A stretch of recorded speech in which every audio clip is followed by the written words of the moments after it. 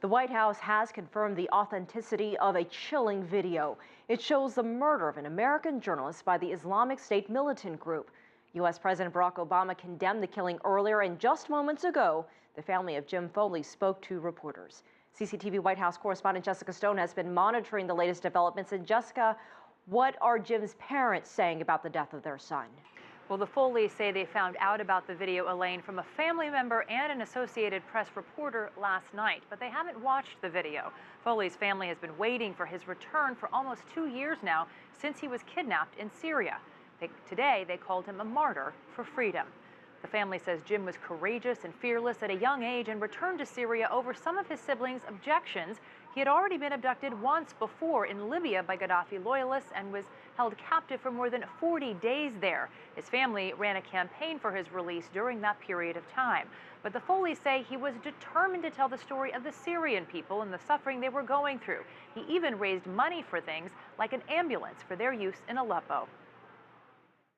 He felt this was his passion, his mission in life. Yeah. It's just what he wanted to do. Yeah. Yeah.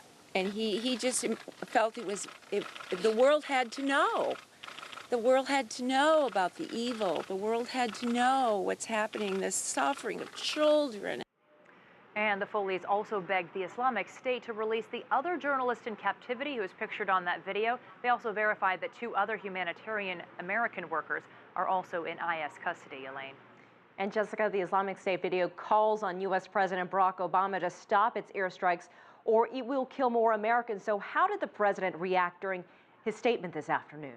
Well, the U.S. president was visibly shaken and angry during his remarks. He directly responded to that message from the Islamic State. And here is what he said. The United States of America will continue to do what we must do to protect our people. We will be vigilant and we will be relentless. When people harm Americans anywhere, we do what's necessary to see that justice is done.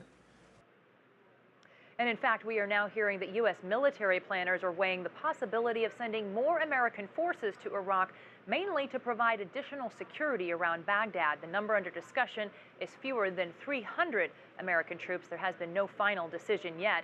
Meantime, the Pentagon saying there were more than a dozen U.S. military airstrikes at or around the Mosul Dam today. Elaine. All right, CCTV's Jessica Stone in our Washington